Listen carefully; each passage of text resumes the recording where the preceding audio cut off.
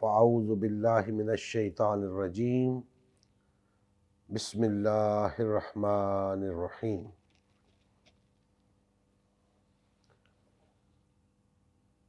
وَلَقَدْ أَرْسَلْنَا مِن قَبْلِكَ رُسُلًا إِلَىٰ قَوْمِهِمْ فَجَاءُوهُم بِالْبَيِّنَاتِ فَانْتَقَمْنَا مِنَ الَّذِينَ أَجْرَمُوا وَكَانَ حَقًّا عَلَيْنَا نَصْرُ الْمُؤْمِنِينَ۔ صدق اللہ مولانا العظیم۔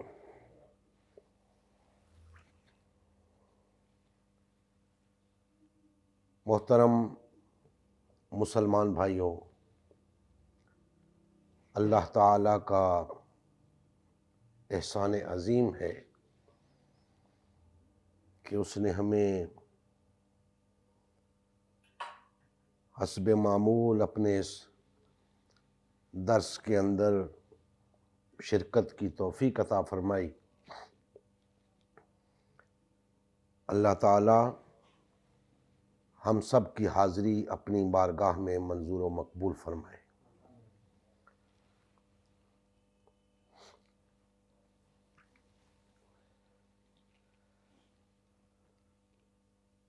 میں نے آپ کے سامنے سورہ الروم کی آیت نمبر 47 کی تلاوت کا شرف حاصل کیا ہے۔ انشاءاللہ اس آیہ مقدسہ کی روشنی میں چند باتیں آپ بھائیوں کے گوش گزار کرنے کی کوشش کروں گا۔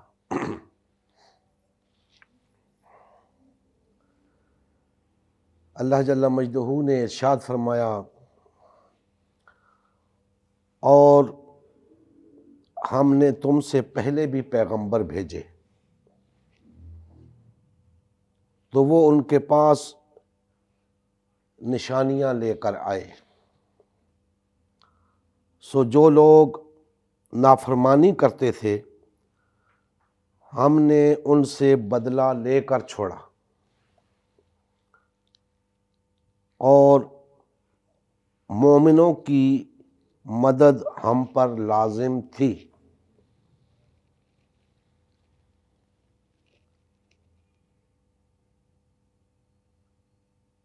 یہ جو آیہ مقدسہ کا آخری جز ہے کہ اللہ جل مجدہ نے فرمایا وَكَانَ حَقًّا عَلَيْنَا نَصْرُ الْمُؤْمِنِينَ، اور مومنوں کی مدد کرنا ہم پر لازم تھا۔ تو اس میں مفسرین کرام نے بیان کیا ہے کہ اللہ جل مجدہ یہ بتا رہے ہیں کہ کسی خاص وقت میں مومنوں کی مدد اللہ نے اپنے اوپر لازم نہیں کی، بلکہ فرمایا جا رہا ہے کہ مومنوں کی مدد اس وقت بھی اللہ پر لازم تھی، آج بھی لازم ہے۔ اب دوستان محترم، آج کی گفتگو میں اس بات کا جائزہ لیا جائے گا کہ اللہ تعالی مومنوں کی مدد کیسے فرماتے ہیں، اللہ تعالیٰ کی مدد کیا ہوتی ہے، اور سب سے اہم کہ مومن ہوتا کون ہے جس کی اللہ پاک مدد فرماتے ہیں۔ تو یہاں پہ اللہ جل مجدہ نے فرمایا کہ مومنوں کی مدد ہم پر لازم ہے۔ اب یہ مومنین کون ہیں جن کی مدد اللہ نے اپنے اوپر لازم کر لی ہے، اس بات کو دیکھنا ہے۔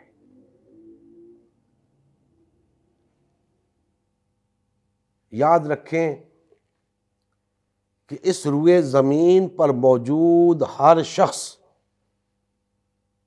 مومن ہے۔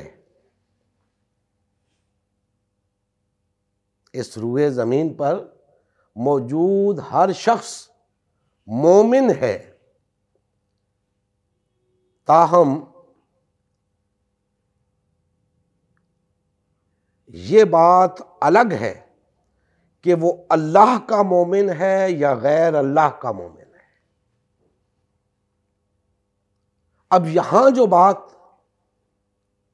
فرمائی جا رہی ہے وہ محض مومن کی نہیں ہے، اللہ کے مومن کی بات ہو رہی ہے۔ وہ لوگ جو اللہ کے مومن ہوں گے، اللہ نے ان کی مدد اپنے اوپر لازم کی ہے۔ مومن اللہ کے بھی ہیں، غیر اللہ کے بھی ہیں۔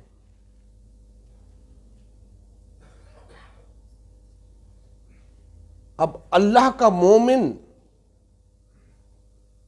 کون ہوتا ہے، اللہ کا مومن ہونا کیا ہے، یہ بات ہماری گفتگو کے دوران آئے گی۔ اب ہم اس مضمون کو سمجھنے کے لیے ایک اور آیت مقدسہ کا سہارا لیتے ہیں، کیونکہ یہاں اللہ جل مجدہ نے بیان فرمایا کہ مومنوں کی مدد اللہ نے اپنے اوپر لازم کر لی ہے۔ تو یہ مدد کیسے آئے گی، اس کو بھی بیان فرمایا۔ سورہ محمد کی آیت نمبر 7 میں بیان فرمایا یا ایھا الذین آمنوا ان تنصروا اللہ ینصرکم ویثبت اقدامکم۔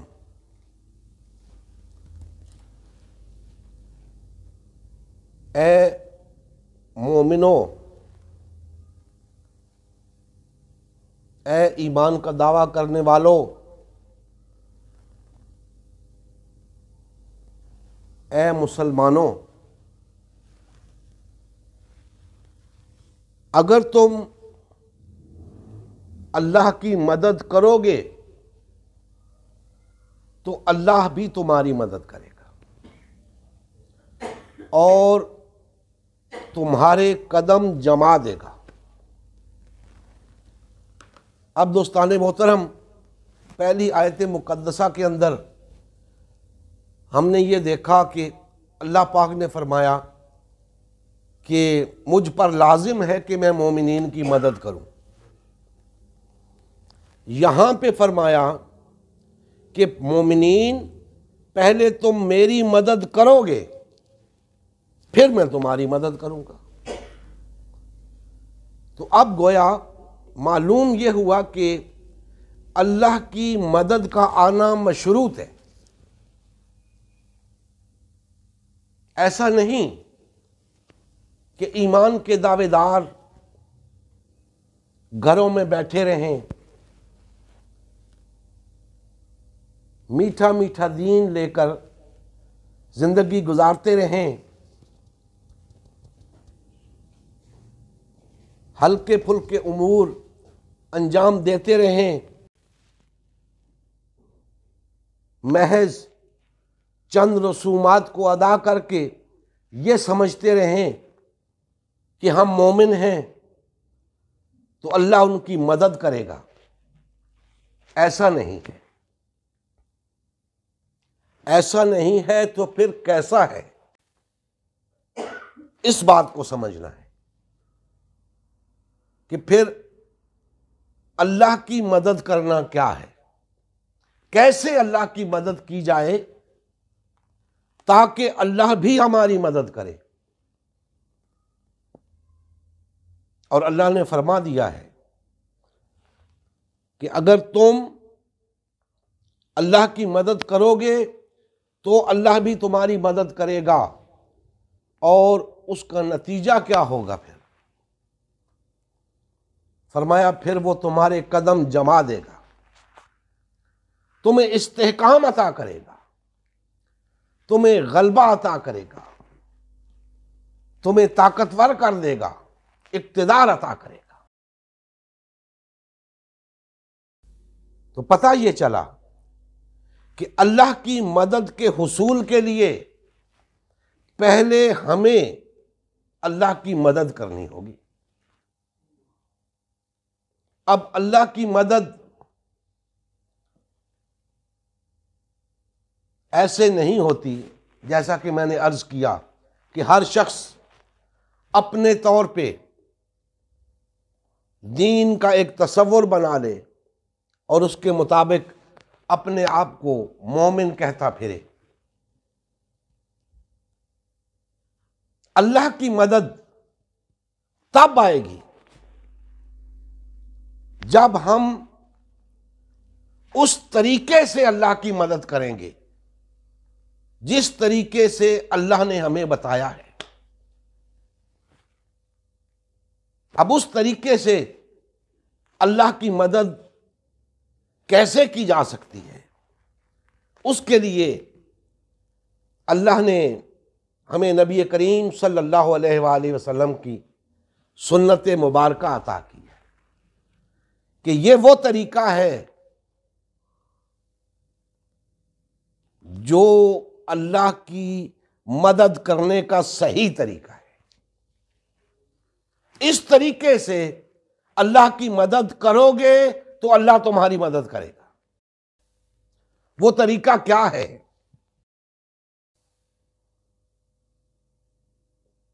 آج مسلمانوں نے وہ طریقہ چھوڑ دیا.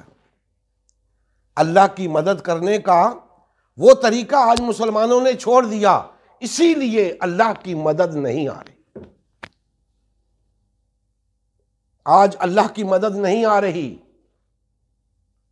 آج 1.5-2 ارب ہیں ہم، وہ 313 تھے، اللہ کی مدد آئی تھی. ہم 1.5-2 ارب ہیں، مدد نہیں آ رہی. پتہ یہ چلا کہ ہم اس طریقے سے اللہ کی مدد نہیں کر رہے جس طریقے سے مدد کرنے کے بعد اللہ کی مدد آتی ہے. تو نبی کریم صلی اللہ علیہ وآلہ وسلم اور صحابہ کرام نے جس طریقے سے اللہ کی مدد کی، ہمیں بھی اسی طریقے سے اللہ کی مدد کرنی ہوگی، تب اللہ کی مدد آئے گی.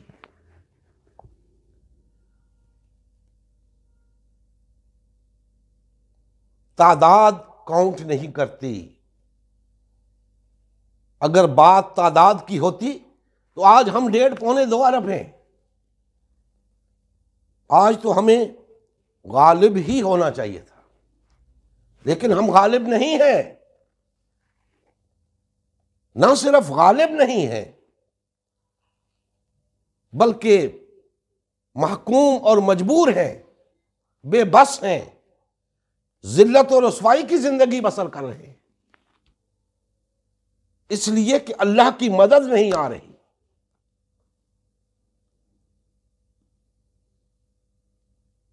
جو طریقہ نبی کریم صلی اللہ علیہ وآلہ وسلم نے اللہ کی مدد کا بتایا، ہم اس طریقے سے ہٹ گئے. اگر ہم چاہتے ہیں کہ اللہ بھی ہماری مدد کرے، جو کہ اللہ نے اپنے اوپر لازم کر رکھی ہے، تو ہمیں وہ مومن بننا ہوگا جن کی مدد کا اللہ نے وعدہ کیا ہے. آج اللہ کی مدد کیوں نہیں آ رہی؟ ہم نہ تو ویسے مومن ہیں جن سے اللہ نے مدد کا وعدہ کیا ہے، اور نہ اس طریقے سے اللہ کی مدد کر رہے ہیں جس طریقے سے مدد کرنے کے بعد اللہ کی مدد آتی ہے۔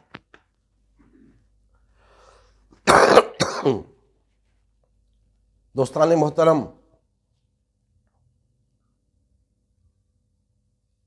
آج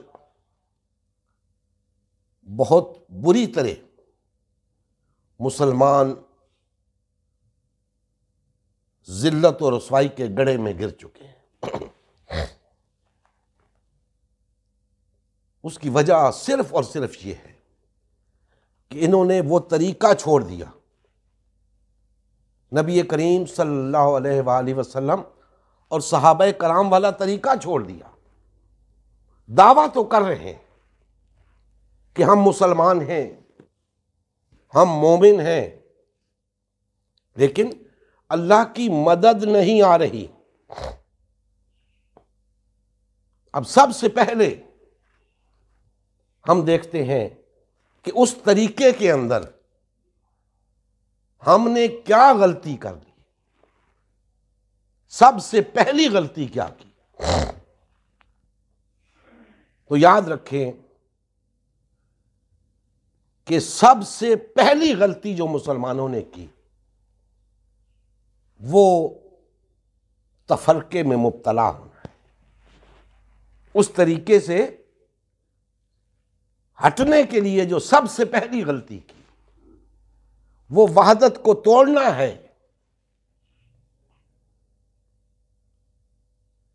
اس طریقے کے مطابق نبی کریم صلی اللہ علیہ وآلہ وسلم کی سنت مبارکہ کے مطابق تمام دعوی ایمان رکھنے والوں کو ایک جماعت ہونا تھا، ان کے اندر وحدت ہونی تھی، ان کے اندر اخوت ہونی تھی، محبت ہونی تھی۔ اور جب یہ چیز ان کے اندر ہوتی تو وہ سب اللہ کی مدد کے لیے تیار ہوتے، سب اللہ کی مدد کر رہے ہوتے، اور اللہ کی مدد ان کے لیے آ رہی ہوتی۔ تو پہلی ہی غلطی اتنی بڑی غلطی کر ڈالی کہ جس کا ازالہ ممکن نظر نہیں آتا۔ آپ سوچ رہے ہوں گے کہ اگر مسلمان تفرقے میں پڑ گئے تو کیا ہوا؟ انہوں نے کلمہ تو نہیں چھوڑا، انہوں نے نماز تو نہیں چھوڑی، روزہ تو نہیں چھوڑا، حج تو نہیں چھوڑا، دیگر رسومات تو نہیں چھوڑی، قرآن کی تلاوت کرتے ہیں، قرآن حفظ کرتے ہیں، سارے کام وہ کرتے ہیں، اذانیں دیتے ہیں، نمازیں پڑھتے ہیں، جنازے پڑھتے ہیں، نکاح پڑھاتے ہیں، سب کچھ کرتے ہیں، کون سا کام نہیں کرتے؟ تو پھر یہ اتنی بڑی سزا کیوں دی جا رہی ہے کہ اللہ نے اپنی مدد روک لی؟ سارے کام ہو رہے ہیں نا، مسلمان سارے کام کر رہے ہیں، لیکن ایک ایسا کام کر ڈالا انہوں نے جو اللہ کی مدد کو روکنے کا سبب بن گیا۔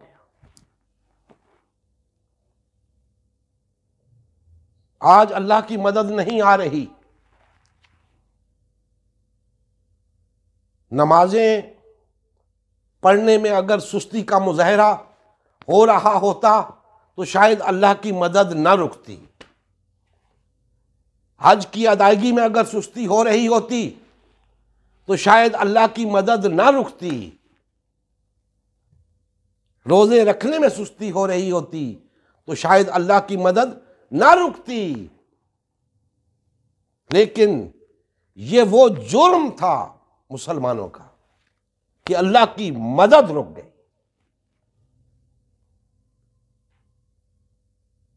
اب دوستان محترم، یہ مدد کیوں رک گئی؟ یہ بڑی غور طلب بات ہے کہ کوتاہی تو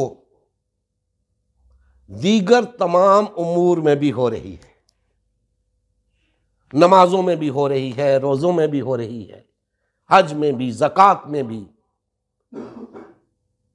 بے شمار لوگ نماز نہیں پڑھتے، جمعے کی نماز پڑھ لیتے ہیں، بعض تو عیدین کی نماز پڑھتے ہیں، لیکن چونکہ کلمہ پڑھتے ہیں، نام مسلمانوں والا ہے، مسلمانوں کی صف میں گنے جاتے ہیں، تو کمزوریاں تو دیگر امور میں بھی پائی جاتی ہیں۔ تو یہ صرف تفرقے کی وجہ سے اللہ کی مدد کیوں رکی؟ تو اس کی دو وجوہات ہیں۔ پہلی وجہ، تفرقہ واحد جرم ہے، تفرقہ واحد جرم ہے جو تمام مسلمان مل کر اجتماعی طور پہ کر رہے ہیں، اور کوئی ایسا جرم نہیں جو سب مسلمان کر رہے ہیں۔ نماز میں کوتاہی کر رہے ہیں تو کچھ کر رہے ہیں، روزے میں کوتاہی ہے تو کچھ کر رہے ہیں، دیگر جو امور ہے اس میں کوتاہی ہے تو کچھ لوگ کوتاہی کر رہے ہیں۔ تفرقہ وہ جرم ہے کہ ہر شخص اس جرم کا مرتکب ہے، اجتماعی طور پہ، اور اس جرم کے ارتکاب نے اللہ کی مدد کو روک دیا ہے۔ اور یاد رکھیں کہ اللہ نے مدد کا وعدہ کیا تھا مومنین سے، اللہ کی مدد کا رک جانا یہ ثابت کرتا ہے کہ ہم مومنین نہیں رہے۔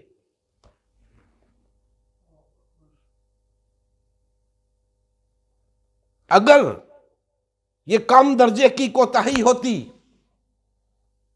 تو اللہ کی مدد نہ رکتی، اور اللہ کی مدد کا آنا اس بات کا ثبوت ہوتا کہ ہم مومن ہیں۔ آج اللہ کی مدد رک گئی، پتہ چلا مومنین ہیں ہی نہیں، اللہ مدد کس کی کرے؟ اللہ نے تو مومنین کی مدد اپنے اوپر لازم کی ہے، اللہ کس کی مدد کرے؟ پھر آپ کہیں گے کہ جی مسلمان ہیں تو صحیح، 1.5-2 ارب ہیں، اللہ ان کی مدد کرے تو یہ پھر سے اٹھ کھڑے ہو۔ اللہ ان کی مدد کیوں کرے؟ اللہ ان کی مدد کیوں کرے؟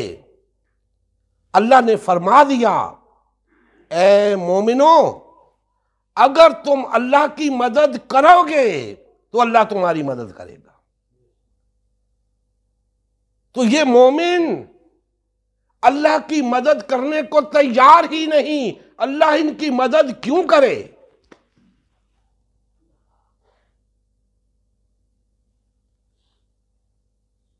پھر سوال پیدا ہوگا، آپ پوچھیں گے کہ یہ مسلمان اللہ کی مدد کیسے کرے؟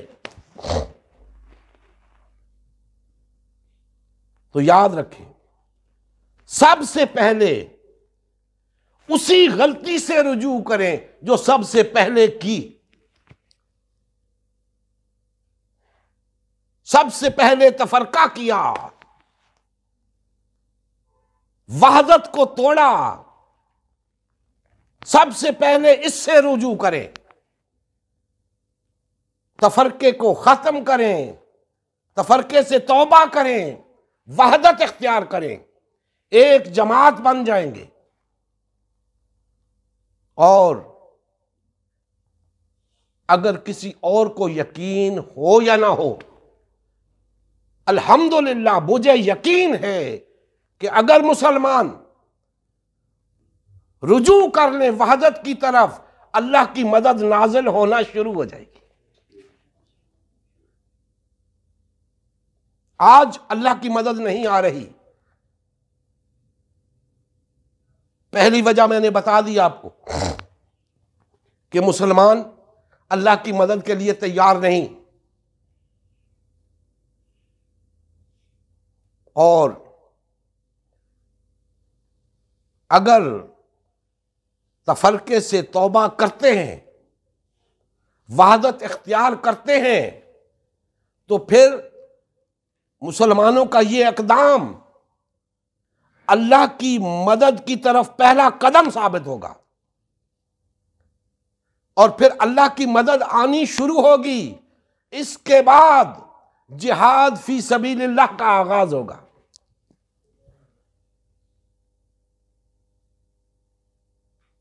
پھر جہاد فی سبیل اللہ کا آغاز ہوگا، اور وہ جہاد اقامت دین پہ جا کے اختتام پذیر ہوگا، اور دین کا قائم ہو جانا، اللہ کی حاکمیت کا قائم ہو جانا، اسی بات کی علامت ہے کہ اللہ کی مدد آ گئی ہے۔ اسی کو اللہ نے فرمایا ہے کہ پھر میں تمہارے قدم جما دوں گا، پہلے تم اللہ کی مدد کرو، پھر میں تمہاری مدد کروں گا اور تمہارے قدم جما دوں گا۔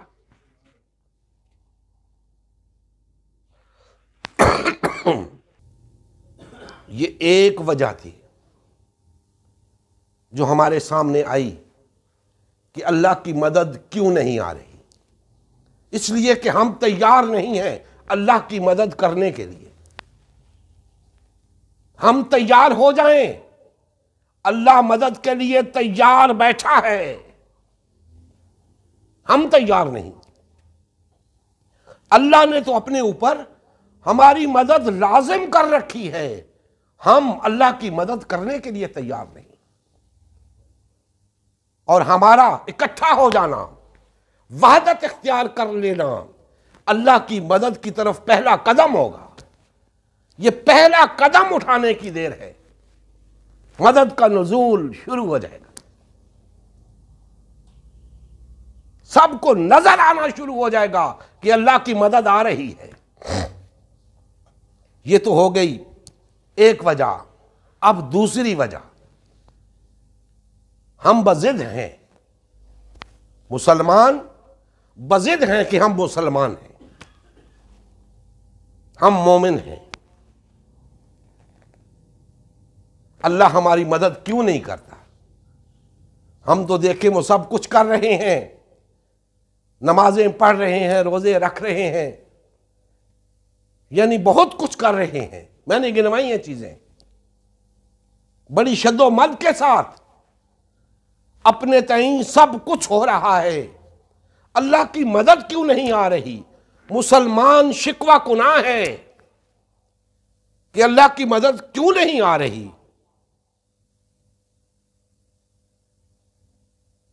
اور اس شکوہ کو علامہ اقبال نے بیان کیا ہے، کبھی فرصت ملے تو پڑھیے گا،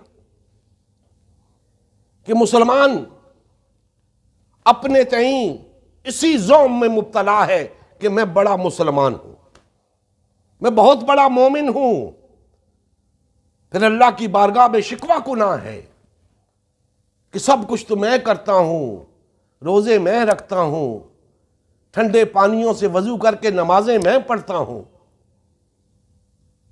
یہ میں کرتا ہوں، یہ میں کرتا ہوں، لیکن تو نے نوازا ہوا ہے اغیار کو، تیری نوازشات مغرب پر ہیں۔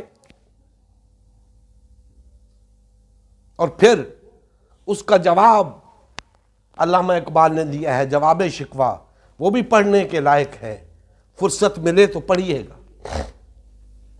آج بھی مسلمان کا وہ شکوہ اسی طرح موجود ہے کہ اے اللہ، اذان کا وقت ہوتا ہے تو ہر طرف سے اذان کی صدائیں گونجتی ہیں، مسجدوں میں نمازی موجود ہیں،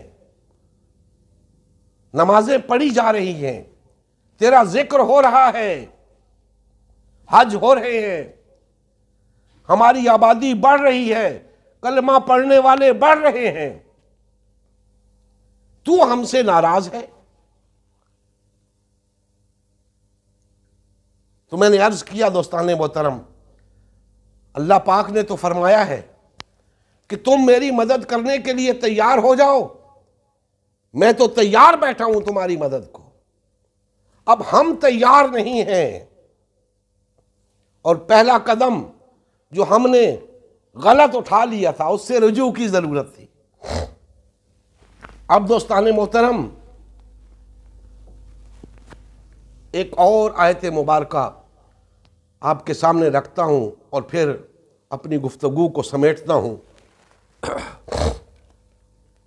سورہ آل عمران آیت نمبر 160 کے اندر اللہ جل مجدہ نے فرمایا، ان ینصرکم اللہ فلا غالب لکم وَإِن يَخْذُلْكُمْ فَمَنْ ذَا الَّذِي يَنْصُرُكُمْ مِنْ بَعْدِهِ وَعَلَى اللَّهِ فَلْيَتَوَكَّلِ الْمُؤْمِنُونَ۔ اگر اللہ تمہارا مددگار ہے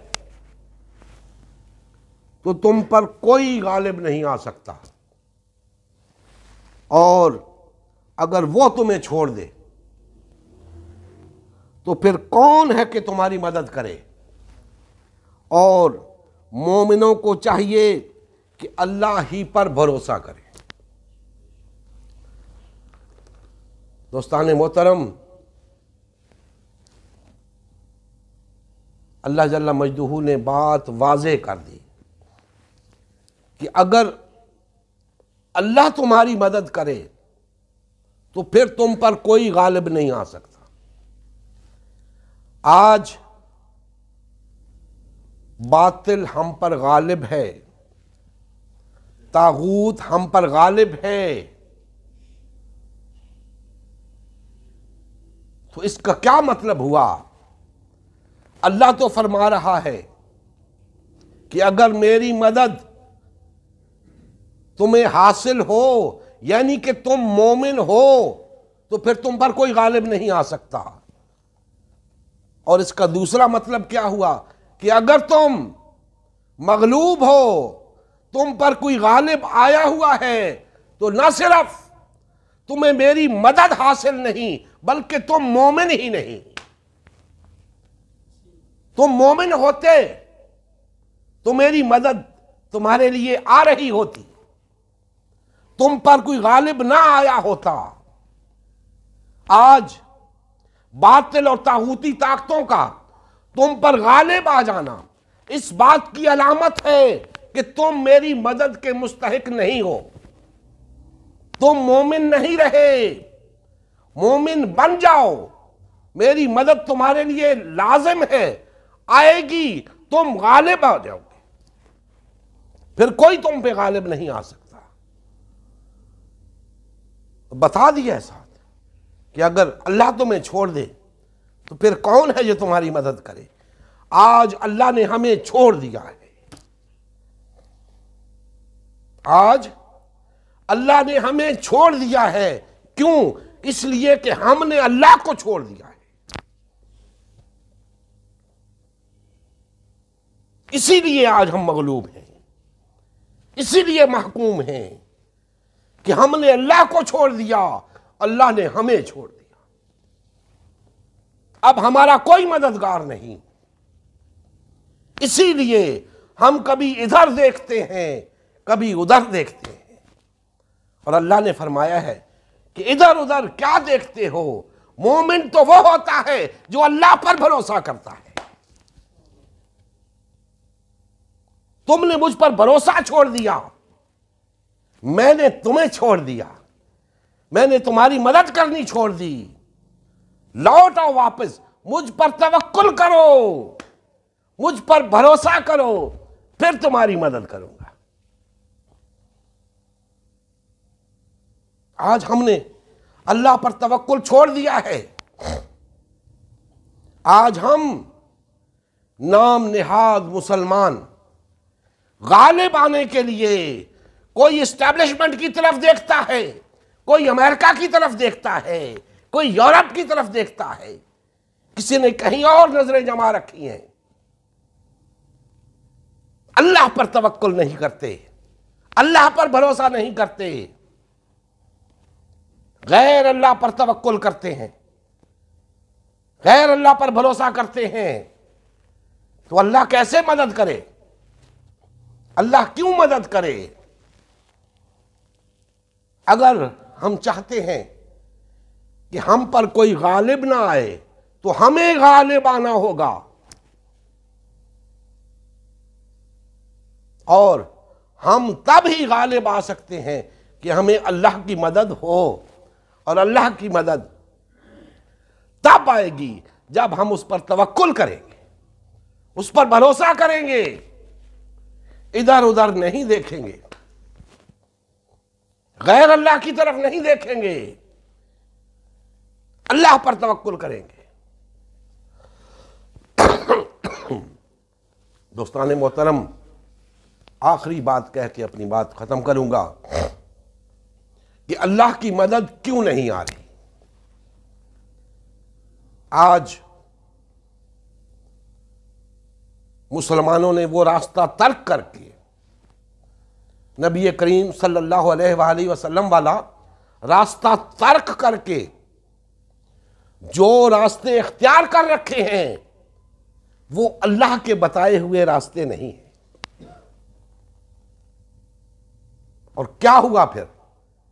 مسلمان متعدد راستوں پر گامزن ہو گئے، ایک ادھر چل پڑا، ایک ادھر چل پڑا، ایک ادھر چل پڑا، ایک ادھر چل پڑا، اپنے اپنے راستے چن لیے، اور اتنی ہی جماعتیں بنا لی۔ اللہ کا وعدہ مومنین سے تھا، ان مومنین سے جو ایک جماعت تھے، اور اللہ کا وعدہ اسی وقت تھا جب تک وہ ایک جماعت تھے۔ آج مسلمان بے شمار فرقوں میں تقسیم ہو چکے، بے شمار پارٹیوں میں تقسیم ہو چکے۔ میں عرض کر رہا تھا کہ اللہ مدد کیوں کرے؟ آج اتنی جماعتیں موجود ہیں، ہر جماعت یہ دعویٰ لے کر چل رہی ہے کہ ہم غلبہ دین حق کے لیے جد و جہد کر رہے ہیں، اقامت دین کے لیے جد و جہد کر رہے ہیں۔ تو بھائی اللہ کی مدد کیوں نہیں آ رہی؟ تو یاد رکھیں، اللہ کی مدد اس لیے نہیں آ رہی خاکم بدہن کہ شاید اللہ پاک سوچ رہے ہیں کہ اس کی مدد کروں یا اس کی مدد کروں، اس کی مدد کروں یا اس کی مدد کروں، کس کی مدد کروں؟ ایک کی مدد کروں گا، دوسرا کہے گا مولا ساڈا کی قصور ہے، ہم نے کیا گناہ کیا ہے، ہم بھی تو تیرے دین کے غلبے کے لیے جد و جہد کر رہے ہیں۔ دوسرے کی مدد کروں گا، تیسرا چیخے گا، تیسرے کی مدد کروں گا، چوتھا چیخے گا، کسی کی مدد نہیں کرتا، تم میں سے کوئی بھی میری مدد کا مستحق نہیں۔ اگر میری مدد چاہتے ہو تو ایک ہو جاؤ، وحدت اختیار کر لو۔ میں نے تمہاری مدد اپنے اوپر لازم کر رکھی ہے، تم اپنے آپ کو میری مدد کے لائق بناؤ، میں تمہاری مدد کروں گا۔ آج تم استحقاق نہیں رکھتے میری مدد کے حصول کا، میں تمہاری مدد کیوں کروں؟ دیکھیں کتنی جماعتیں ہیں ہمارے پاکستان کے اندر، دنیا کو چھوڑ دیں، صرف پاکستان کے اندر، اور سب جماعتیں مسلمانوں کی، جس سے پوچھو اللہ پہ توکل کرتے ہو؟ جی کرتے ہیں۔ تو اللہ کی مدد کیوں نہیں آتی تمہارے لیے؟ اسی لیے نہیں آتی کہ پھر دوسری جماعتیں وہ بھی تو کہیں گی نا، یا اللہ ہمارا کیا قصور ہے، ہمیں بھی 100 سال ہو گئے ہیں تیرے دین کے غلبے کے لیے جد و جہد کر رہے ہیں، ہماری مدد کیوں نہیں؟ تو پھر اللہ پاک فرما رہے ہیں کہ پہلے تم میری مدد کرو پھر میں تمہاری مدد کروں گا۔ اس وقت تم جو کچھ کر رہے ہو اللہ کی مدد نہیں کر رہے، جو کچھ بھی کر رہے ہو اللہ کی مدد نہیں کر رہے۔ اگر تم اللہ کی مدد کر رہے ہوتے اللہ کی مدد بھی نازل ہوتی۔ یہ بے شمار جماعتیں، ان میں سے کسی کو بھی اللہ کی مدد حاصل نہیں۔